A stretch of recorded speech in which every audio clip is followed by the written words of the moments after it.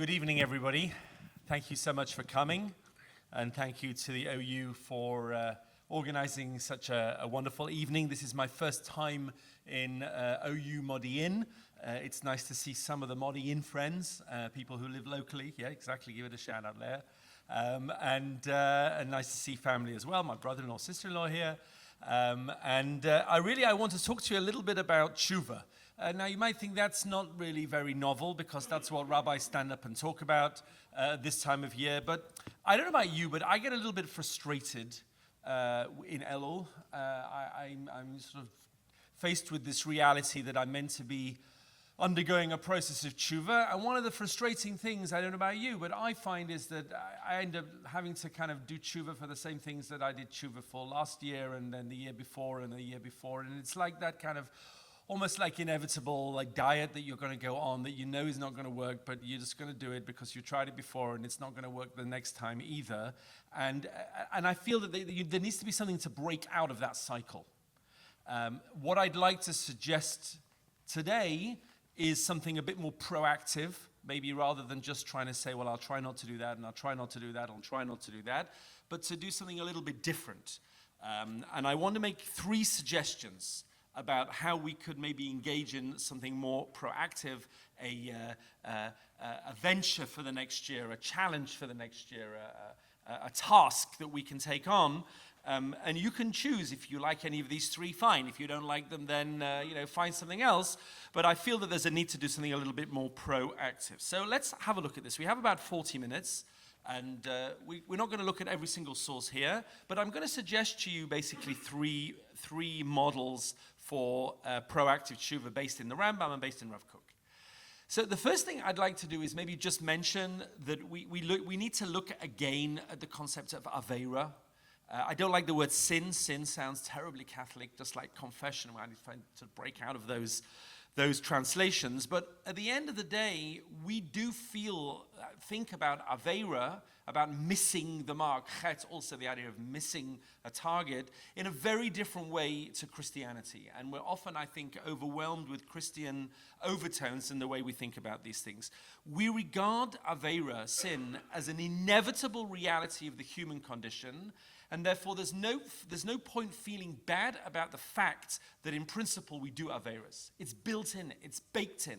It's not something that ruined the system. And I think that's very, very important. And if you're looking for a book that really develops these ideas, Rabbi David Beshefkin wrote a book a few years ago. It's not new anymore, but it's very much worth buying, called Sin Gog. It's a bit of a knitchy title, Sin Gog. Okay, and I brought you a reference to it there, Sin and Failure in Jewish Thought.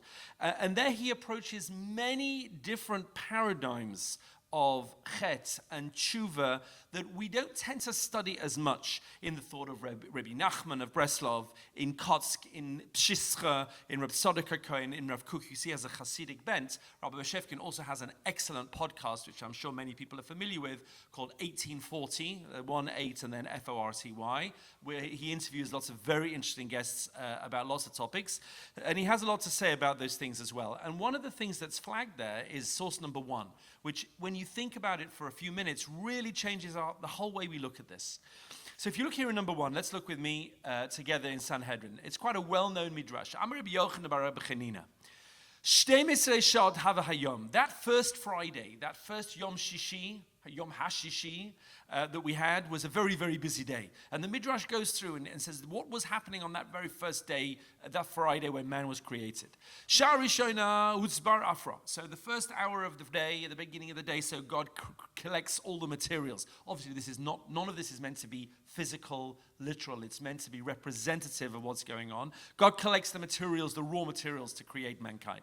Shnia Nase Golam. In the second hour, mankind is, if you like, is formulated. And by the way, there are many different midrashic understandings as to how Adam and Chava work. Were they created together? Were they created apart? Were they meant to be created apart and then were created together? That's not our topic for today. Let's just take mankind as mankind, man and woman. Shlishit nimtchu evarav. So the third hour, the mankind, if you like, was spread out. The limbs were stretched out, ready to go. Revi'it, in the fourth hour of the day, nizr kabo neshama. The neshama was like injected, almost like an injection into the body, and the mankind came alive. Chamishit amad al raglav. In the fifth hour, mankind was already up and about. Shishit kara shemot. So the sixth hour, he called the names of all of the different animals, as it says in Breshit, that Adam named the different chayot and behemot. Shvi'it nizdavga chava. In the seventh hour, Adam and Chava were introduced to each other as partners. Shminit, in the eighth hour, alu lamita shnaim v'yardu arba.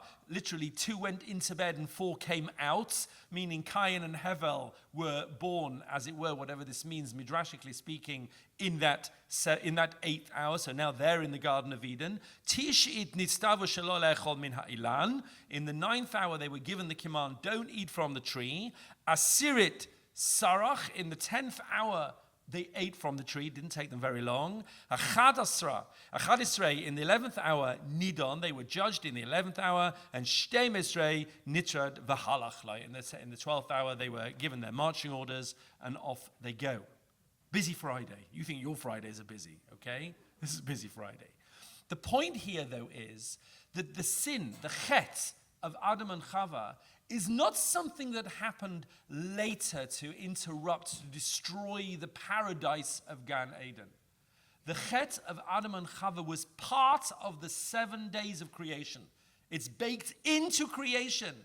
It's not something that they did later. And I brought you in the footnote there that the dating of many of the Christian models actually understands that the mankind came much later. I brought here Archbishop James Ussher that says the creation was on October the 28th, 4004 BCE, and the sin of Adam was on November the 10th. Whatever that means, okay, The point here is the Christians don't see sin as part of the makeup of creation, but we really, really do. And even more remarkably, look at this Midrash in number 2, Hashivenu Hashem elecha v'nashuva chadesh amenu kekedem. The end, the climax, the Teshuva climax of Eicha, that we beg chadesh amenu kekedem. What are we trying to get back to? Kekedem. We want to get back to that kedem moment. I'm not talking about grape juice here. Okay? Ka'adam Arishan. We want to be like Adam Arishan. We want to do tshuva so that we can be like Adam. But like Adam when? Hainu mada'ama, and this kedem is what it says, V'yigaresh et Adam v'yashkem mikedem legan Eden. We want to be back to the kedem. Which kedem? The kedem of when we got thrown out. We want to be like Adam and Chava after the chet. That's a remarkable thing. The idea that you can start again, that we can mess it up and yet be able to start all over again, to do tshuva. That's what we're trying to get to, which is, you would have thought that we'd want to be like Adam and Chava before the chet. That's not how it is. And I brought you a line here from Elie Wiesel, who says, when he created man, God gave him a secret, and that secret was not how to begin, but how to begin again. And therefore, I think as a framing for this whole topic, we maybe need to look again at Aveira as not part of our inherent failing, but as part of our inherent makeup. And obviously, we can do better, and we can correct, and we can grow, but the idea of chet being part of our essence is, I think, baked into Jewish thought. That's the first thing. So now I want to present very briefly 3 different ways that maybe we can think more proactively about tshuva. And the first one is quite well known, and I want to use Rav Aaron Lichtenstein to flesh this out a little bit, is the idea of doing tshuva to something and not simply tshuva from something. The Rambam in Hilchos Tshuva pivots in the middle of Hilchos Tshuva, which actually, the middle of Hilchos Tshuva is where he talks about free will, his philosophical section of Hilchos Tshuva. But at the beginning, he's giving a very classic idea of how we view tshuva. Look at number 4. Umahia tshuva. What is tshuva?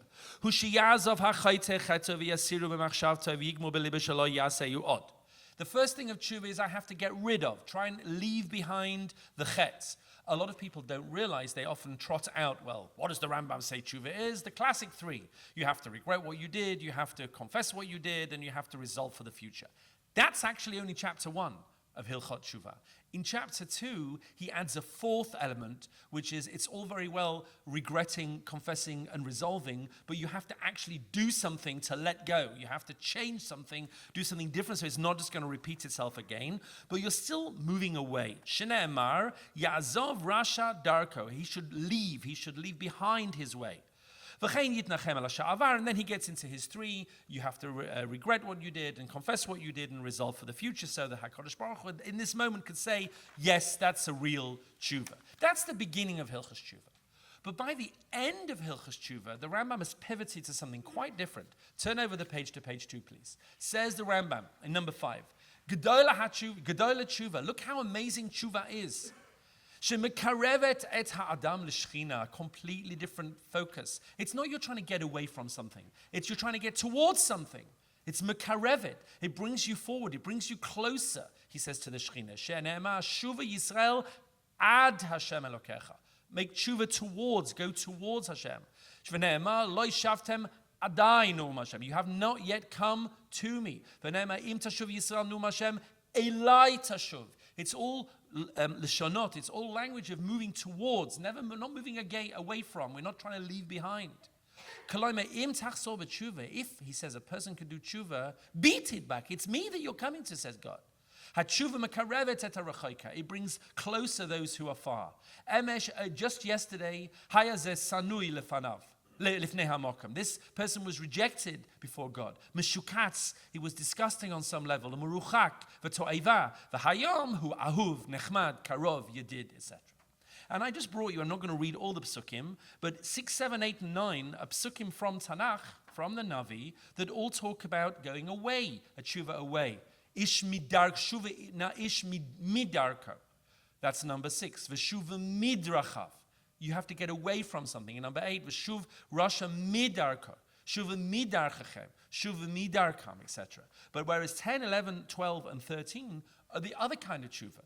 V'shavta ad Hashem. You have to do tshuva too. Shuva Elai, shuva Yisrael ad, etc., etc. And therefore, clearly there are these 2 paradigms. There's nothing new here. This is quite well known. There are 2 types of tshuva.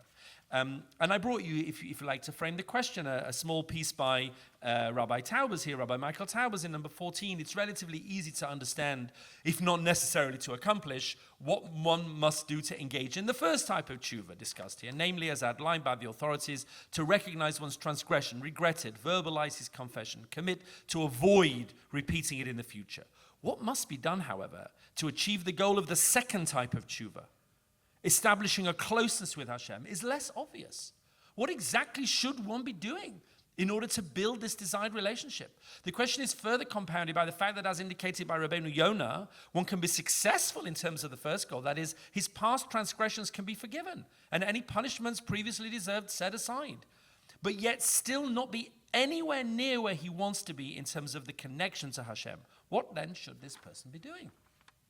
And I think that's an important thing for us to think about, because we often really just get bogged down in the tshuva from, and we don't actually engage proactively in the tshuva too, because it's much more difficult. And I brought you 4 or 5 quotes here from Rav Lichtenstein, of which we're not going to read all of them, but he has a very beautiful essay which is reprinted in the Maggid book, Repentance and Return, Developing a Torah Personality. And I brought you a few extracts from this. Let's just look at a few together, and hopefully you'll be able to take this forward, look at more of what he says and see how it applies in your own life and your family life. There is, number 15, there is, however, an alternative form of tshuva, one which is not related directly to sin, not an outgrowth of evil, but rather one that takes place within a religious and spiritual vacuum. It occurs not in the context of one's relation to God, but rather within the context of a lack of relation to God. In fact, this type of tshuva grows out of one's perception of that lack. Within this track, a person is neither separated from God by a barrier constructed of sins, nor does he cleave to God. He is simply dissociated. He is not engaged in agonized, interlocking combat with God in sort of Heschel style, nor does he wrestle with his conscience. Rather, he's oblivious and insensitive to the presence of God. That being the case, his tshuva bears a very different character. It's not tshuva in relation to sin, but tshuva in response to a life that is insensitive to sin. God and one's relationship with him are not the focal points in one's life, at the epicenter of his being, but are at most a kind of peripheral presence, a set of parameters defining one's beings. To the extent that there is a sin here, it is the sin of shichacha, of forgetting, of being indifferent, of being insensitive, of being, lacking in an awareness of what is even not there in our lives. And he focuses in here, because this is the community he's speaking to in number 17, to the religious Zionist community and what he calls the centrist Orthodox community, the YU community. We all know who he's talking to. So look what he says in number 17. I believe that the sin lurking at the door of the centrist Orthodox or religious Zionist community, the danger which confronts us and of which we need to be fully aware, is precisely the danger of shichacha, of forgetting, of being unaware, of being oblivious. Unlike other communities, when he's talking obviously about the Haredi community, this is a community which is not so susceptible to avodah zarah in its extension. Now again, he's not saying everyone else is doing avodah zarah. He's saying that there are other communities that see things in very clear black and white terms. This is right, this is wrong. If you don't agree with me, you're a heretic. Okay? That's not who we, he says, are. That's other people. And we don't have those challenges, that black and white, which can lead to ultimately to a very kind of fiery avodah zarah that burns everything up. Attitudes the Rambam battled against, such as superstition and gross or primitive conceptions of God. Because it, meaning the modern Orthodox or religious Zionist community, is more sophisticated intellectually, religiously, philosophically. Unfortunately, however, it is very, very susceptible to the extended kfira or shichacha, lacking the immanent sense of God felt so deeply, keenly, and pervasively in other parts of the halachically committed Jewish world. Elsewhere, he talks about, and it's based in Avos to Rabbi Nassan, that, Rabbi Nachman kind of has it, but he wasn't the first to say it, that we're walking down this narrow bridge. And what's on either side of the bridge? So one side is a chasm which leads to fire, and the other side is a chasm which leads to ice. And the danger on this bridge is you could fall over one side or the other. The side that veers towards the fire, let's call that the right wing, is a side that veers towards avodah zarah, whereas everything becomes more and more black and white, clearer and clearer, and everyone's in or out. It's very binary. And that, at the end of the day, leads to a fire. Everything gets burnt up. No one's good enough. Everybody's judged. He says that the other side is the sin, which he's saying is the more likely to be the sin of the centrist Orthodox community. It leads to a place of ice, which is kind of a frozen kfir, a sort of ambivalence. It's like, everything is a machlokas at the end of the day. You don't really know what God is at the end of the day. What are you really saying when you even say the word God? You don't really know. We don't really know anything. And that itself leads to a place of frozen kind of heretical stasis. He says, obviously, they're the extremes, but they're extremes that we need to kind of balance. And he's here saying that the Teshuva, that the centrist Orthodox religious Zionist community, he says, is most focused on, and he wrote this, 20 years ago, 30 years ago. I don't think it's much different today, is a Teshuva which really needs to come closer to God, to move towards. It's a Teshuva towards, not a Teshuva away from as much. The centrist, just end of number 17, the centrist Orthodox community is one to which the danger of distance from God is indigenous and endemic. In part, this is a result of the link this community has, to some extent ideologically, to some extent existentially, to the broader general secular community around it. The secular world is by definition not so much a world of sin per se, but a world of being distant from God, of simply not recognizing him, having no links and no relation. It's very interesting when you look at the secular world. So some parts of the religious community might say it's a world of aveira, a world of sin. Well, that feeds exactly the same narrative. Whereas he's saying, really, we look at it as a world of distance, and the more we connect with that outside world, the more distant we ourselves become. Look at number 18, and then we'll move on. We need to be aware of this sin at our door, because only to the extent that we're aware of it, we'll be able to cope with it. If we're to engage in tshuva that is particularly relevant to ourselves, it is perhaps even more than the tshuva of repentance, which is at the context of our relationship with God, but it's the tshuva of return. Now, how do you do this? I'm not entirely sure, but I want to make a suggestion. I was listening. I find myself also, challenged very much in this area. I'm a bit of a Litvak, and everything's kind of rational and etc. And I think that there are real avenues which are open to us now to deepen that sense of movement towards. I listened to a podcast recently by Rabbi Scott Kahn. He has a podcast called The Orthodox Conundrum. I'm sure many people are familiar with it. Very interesting. I don't always agree with everything that's said there, but that's fine. He doesn't care whether I agree or not. I was actually interviewed on his podcast. I didn't even agree with everything I said on his podcast. But that's a separate issue. But he interviewed Rabbi David Aaron. And I read Rabbi Aaron's books, or some of them, many years ago, and I just happened to be listening to this podcast. And he's just so infectious with a sense of love, a sense of connection, a sense of wanting to talk about God, wanting to be involved in thinking about God and not being bogged down in you don't know really what you're talking about philosophically. And therefore, I think one of the things that one could do, if one wanted to do, is really dive deep into Rabbi Aaron's material, read his books, listen to his podcasts, read his stuff online, etc. And he speaks a different kind of language, which I think is the language that Rav Lichtenstein is trying to ask us to speak a little bit more.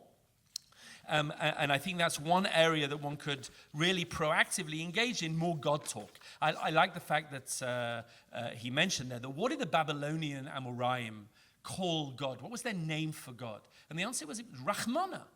If you said a bracha, instead of Hamotzi Lechem Min Haaretz, you say Baruch Rachmana Mara Dahai Pita, so it's actually in Shulchan Aruch, then you made the bracha, because Rachmana is the name of God, the loving one, the loved one. How often do we relate to God? Even the word God is so laden with connotations which maybe don't help us in this area. But Rahmana is a different kind of thing. So again, I don't know whether you need to become a chassid or walk barefoot through the forest. You don't have to do that to be a chassid. But I'm just saying, but I think this is an area where one could really make a resolution that one's whole life one's not really been connected with this area of Torah. This is the year to do it. This is the year to really throw oneself in, as I said at the beginning, to these alternative narratives of Chassidus, of Kotz, of Pshischa, of Rav Tzadok HaKohen of Lublin, which is remarkable, etc. So that's one suggestion.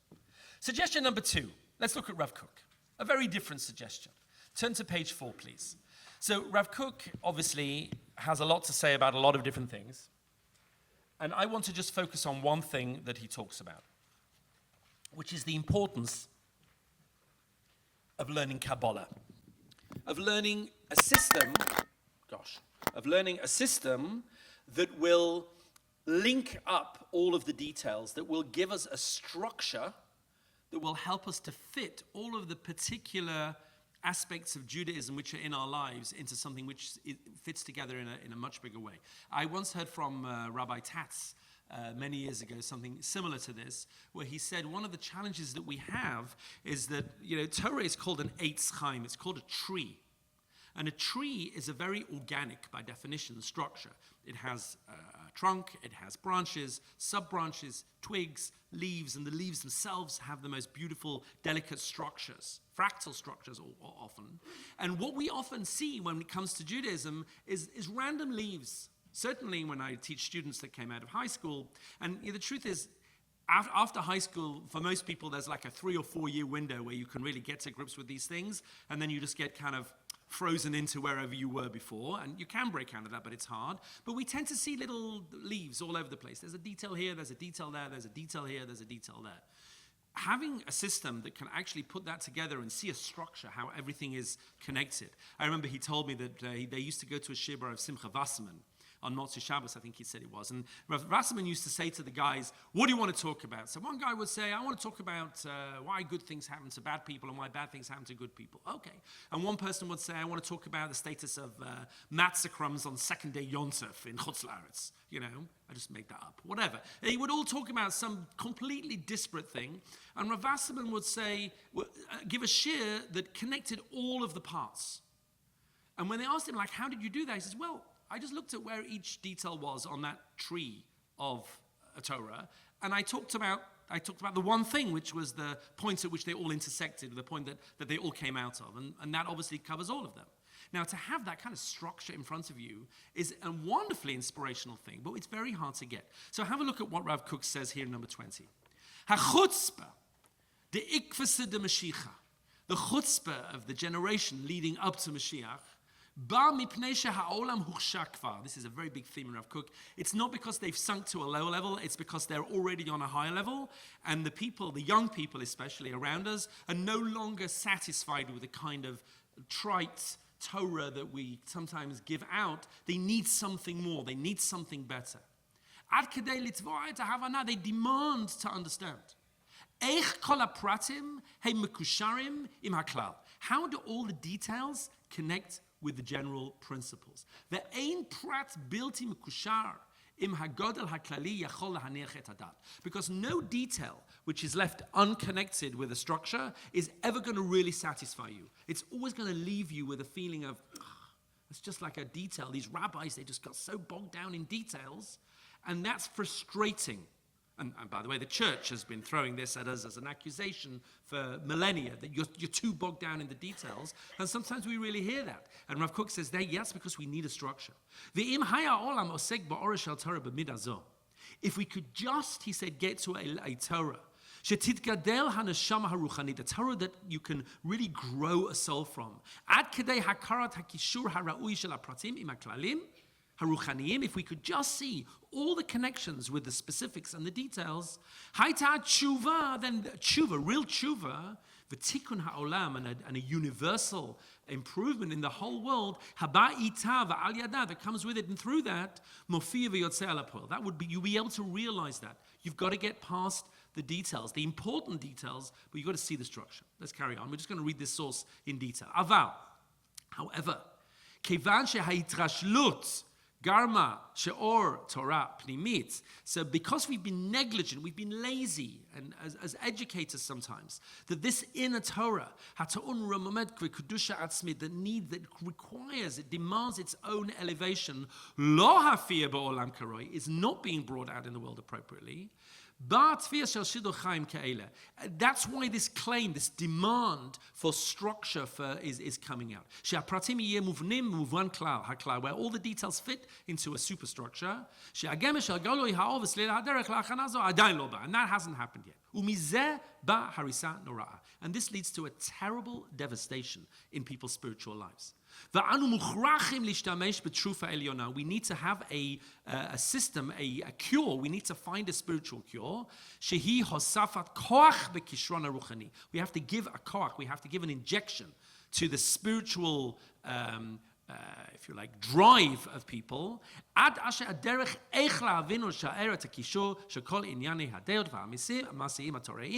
that all of the details in our halachic life, all the details in our thought processes, will be presented in a way which is straightforward, which we understand,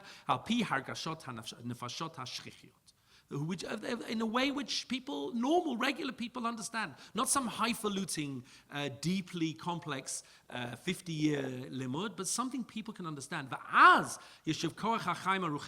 will rejuvenate life, spiritual life. And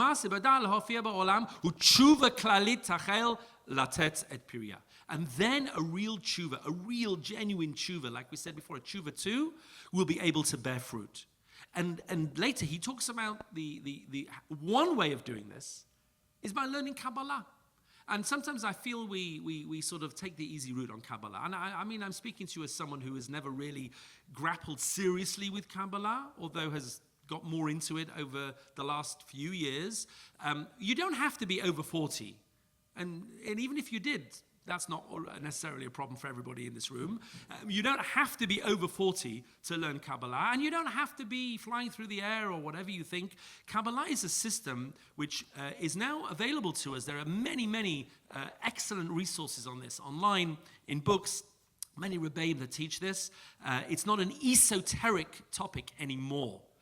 And therefore, Rav Kook is urging us to engage people with Maaseh Breshit and Maaseh Merkava. Even though the Chazal paint these in these are the deepest, most esoteric secrets, the secrets of creation, the secrets of the chariot of Yechezkel. So Rav Kook says that's only if you're applying them in a practical level, practical Kabbalah. We're not trying to do practical Kabbalah. and cure people and heal people, or whatever you think practical Kabbalah is. He says, today in our world, Dafka, we need that kind of complexity, that kind of learning. And he gives a call in his Kriya Gedolah, number 22. He says, Acheinu Yekarim, he's calling out to all the teachers, all the people who represent Torah, Chachmei Torah, Sofrim Mashpiim, all you teachers, people who influence. Gam an anu na'alnu v'chatanu, we are the ones who have sinned.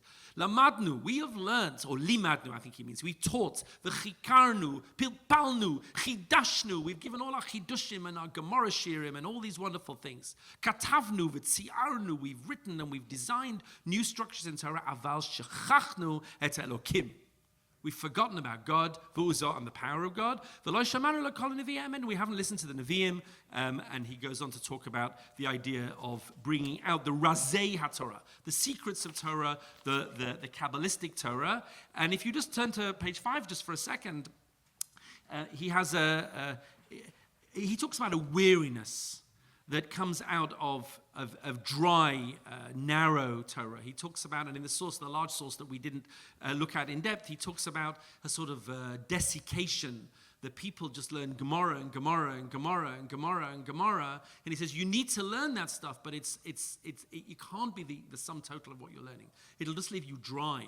And then eventually, going from being dry, you'll become angry and bitter and negative. And he charts the whole course of what we see in front of our eyes, that people are just not getting the sipuk, not getting the Torah that they really need to take them through. And actually, very interestingly, Rav Kook turned to publicizing Kabbalah when he was in the middle of a terrible war. Rav Kook was in London in 1916 and 1917. I'm not going through the whole story of how he was stranded there, but he was the Rav of the Eitz Chaim Shul in the East End of London, which is now a mosque, but that's a story of how Anglo-Jewry has moved on, or England has moved on, I should say, and the Jews with it. But they were being bombed. They were being bombed, aerial bombardments from Zeppelins and all of that kind of stuff that the Germans had. And he was sitting in the cellar of the Machziki Adas, not the Eitz Chaim, the Machziki Adas Shul in the East End. And he writes there, and I put a couple of quotes on page 5, life has plummeted to pits teeming with the darkest evil and ruin. It's hard for us to remember quite how devastating the First World War was for the Jewish community and the general community in Europe, because we now see the First World War through the prism of the Second World War, which obviously was unimaginable in the First World War. But in the First World War, Jewish communities and general communities in Europe were dislocated in the most difficult and horrendous ways. 60-something thousand men were killed just on the first day of the Battle of the Somme. It's almost impossible to get your mind around that. And this is what was filtering back to people back home. And he basically says their regular Torah study just doesn't do it. He says regular Torah addresses the laws of a functioning and orderly society, but it's tone deaf to the imbalance and anxiety of a terrifying and chaotic world. You need a different kind of Torah if you're living in a war. You just can't trot out the same thing. And therefore, Rav Kook says we need to return to what he calls Torah Sanista, the Torah of Kabbalah. And that's where he wrote, in London, he wrote his Reish Milin, his sefer on the mystical meanings of the letters of the Aleph Beit. He didn't write it when he was sitting in Eretz Yisrael, imbibing the Avira de Eretz Yisrael. He sat writing it in the East End under bombardment from Zeppelins, dropping bombs on his, because he said, I just can't learn regular Torah now. I have to learn something else. And therefore, I think the second possible thing we might do this year is say, this is the year when we're really going to get to grips with what is Kabbalah. It's a big system out there. It's obviously got a lot to say. Do we really understand it? If we think we don't like it, do we really understand what we don't like? And maybe that's something that will take us in a different direction and leave us next year in a rather different position than we find ourselves this year. So that's my suggestion number 2. That Rav Kook is saying, get a system, see the bigger picture, join up all the leaves to something which is more systemic and in that sense, much more satisfying. Third option, completely different. Well, maybe it's not completely different, but it comes across as different. When the Rambam talks about Teshuva, he is very keen to stress that we can't just do Teshuva for our actions. We need to do Teshuva for our mind. We need to get our mind into a different gear. And that has all sorts of applications. 25 is quite a famous Source 25 passage from Hilchos Teshuva, where he says we don't just have to do teshuva for our actions, but all our inclinations, if we get too angry, or if we're too greedy, or if we're too jealous, etc., etc. All of these are things which we need to do teshuva for, because at the end of the day, the mindset, the psychology is what's driving the actions, and if you can't change the psychology, then you're not going to have much luck with the actions. And okay, that's easier said than done. I think we know that to be true. And he says this is the hardest thing of all, to actually change this. But the pasuk he gives is v'yashav el Hashem. He says that's more of a proactive tshuva of changing one's mindset. But he goes further. He basically says that we can actually change our mindset to have a deeper understanding of everything we do. Let's look at number 26 for a second. A person has to try and get their mind in a different gear later so that they understand it's Hashem Baruch Hu bilvad, that God is really everything. And when we sit, when we stand, when we speak, it has that God focus. Ketzad, what do I mean, he says. When you do your business, when you're in the shop, when you're working in the office as a lawyer or whatever you are, or yaseh malacha, little schar, or you're earning your living, don't just say, well, I need money. I need to earn a living. Have a kavanah, he says, that you're doing this for a higher need. You need to buy food, ma'achila, mishtia, v'yeshivat bayit, v'siyat isha, because the work is enabling you to gain the things that you need in life, which are things that enhance your life enormously. Your family, the house that you live in, the community, etc. Again, no big chidushim here, but it's a mindset, he says. When you're eating and drinking, or engaged in sexual life, don't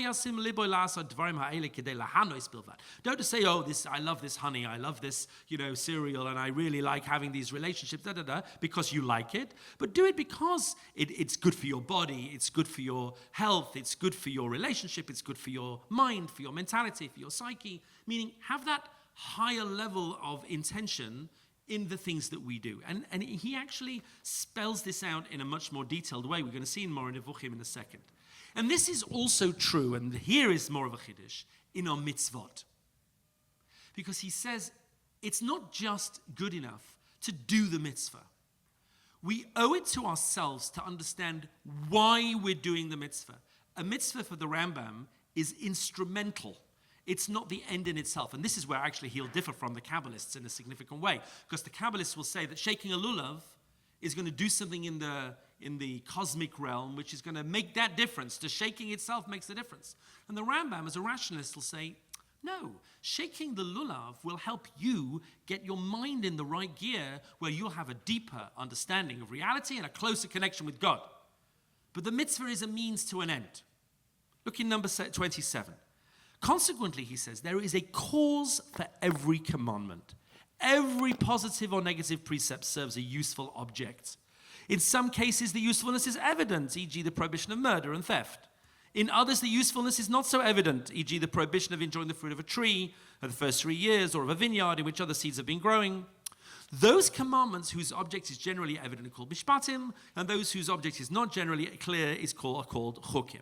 Thus they say in relation to the words of Moses, it is no ki loy davar reik hu mikem. This week's parsha coming up. It's not an empty thing. And Chazal say it is not in vain. And if it is in vain, if you don't know why you're doing it, it's only so through you. It's because you don't know why you're doing it. So learn why you're doing it. That is to say, the giving of these commandments is not a vain thing without any useful objects. And if it appears so to you in any commandment, it is due to the deficiency in your comprehension. And therefore, he enjoins us, he encourages us, he excites us about what he calls ta'amei ha-mitzvot, which is more philosophical, which is, do we get our head around the underlying meanings of why we do the mitzvahs we do? And there are many places we can look for this. We can look in the Moreh Nevuchim, which we've just been quoting and which we'll quote in a minute. We can look in Rav Hirsch. I remember when I was a student, I bought myself a copy of Chorev. When's the last time you read Chorev? It's a big, thick read, and the English translation's a bit like the German, like very long sentences and all that.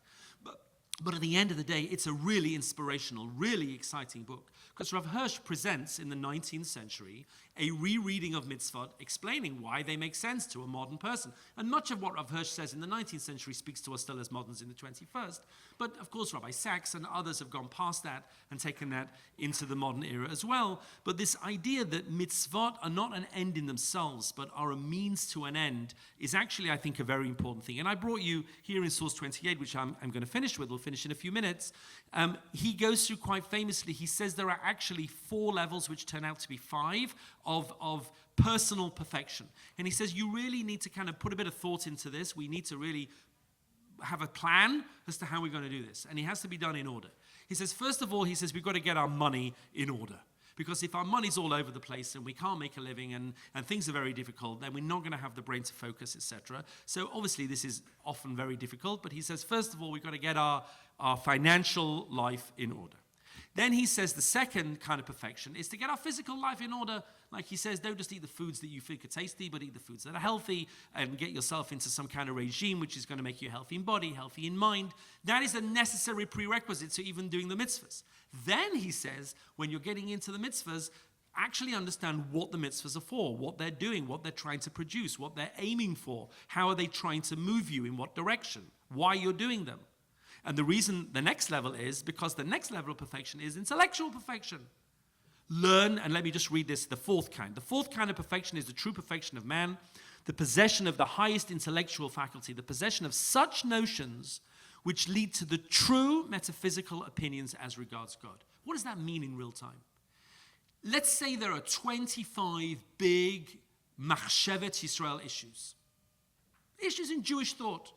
And we kind of have a vague feeling of we understand more or less what they are. What is God's providence and what is God's knowledge and what does it mean God is one and what does it mean that God has no body, etc., etc. Do we really have a really strong understanding on each one of these that someone says to us, well, what does the Torah say about this? Okay, there are 4 opinions on this issue. There's the this and the Sarah Sadiq, and there's the Rambam, and there's the Ramban, and then you have like a neatly packaged bit of your brain where this part of Machshevet Yisrael fits into. And you can get it out when you need it. That's a great thing. It's not rocket science. You just have to do it if it interests you. And he's saying that's what he wants you to do. He wants you to move to that intellectual perfection where you've really got your head around some of these issues. Okay, you won't come to clear answers. That's okay. You don't need to have clear answers. You need to have a clear structure. In a sense, it's also presenting a structure, but different to Kabbalah, different kind of structure. And he says at the end of the day, the true perfection, and this is where people get the Rambam wrong, he's not just a brain in a box. He doesn't want you to be an intellectual in an ivory tower. So you look in the last paragraph in 28, the prophet doesn't content himself with explaining the knowledge of God is the highest level of perfection.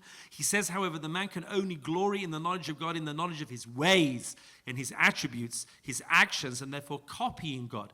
Chesed, Mishpat, tzedakah, but doing it having built up all these levels of perfection, financial, physical, mitzvah, intellectual, and then actually being able to live a life which is valachta b'drachav, of mirroring God's actions. And therefore, this third suggestion is that maybe this is the year that we finally get our head around Machshevet Yisrael, in all its excitement, in all its complication, because, unless you set out to do it, then it'll never happen. So I've given you 3 ideas. Maybe these are just my personal, the ideas that excite me. And you can go away and say, well, I listened to Manning, and that's all very well. His 3 ideas left me cold. But you know something? It could be this one, this one, this one, and this one. Okay, go for it. That's great. But the 3 ideas I've suggested here is either this could be a year of thinking more about Hasidus, more about God, more about connection with God. And I mentioned Rabbi David Aaron and getting into his work, and he's just like a gateway to a whole world of that kind of understanding. That's one possibility. A second one is this is the year we're going to get into Jewish mysticism, into Kabbalah, to really understand what it means. It's not just shallow. It's not just what we maybe think it means. This is the year for that. Or maybe this is the year that we get really into Machshevet Yisrael. And there are so many things that we can learn. And the most scary of all, perhaps, is that this piece of black plastic that you carry around with you has most of the answers, like to what you're trying to learn, just on here. So, we can't even go to Shemaim after 120 years and say, well, I didn't have a school, I didn't have a class. It's all on here, folks. Sorry. So not all, but a lot of it. So anyway, these are some thoughts as we go into the Yamim Noraim. Be'ezrat Hashem, it should be a year of renewal. Nationally, it should be a year of Besurot Tovot. For all of Am Yisrael, and everyone should get the Yeshua and the Hatzalah that they need in every aspect of their lives. And we should have a Kesiva v'Chasima Tova, and we should be able to meet next year and say we've achieved some of the things we set out to achieve this year, and we're going to go even higher. Thank you, Rabbi Shor, and thank you again.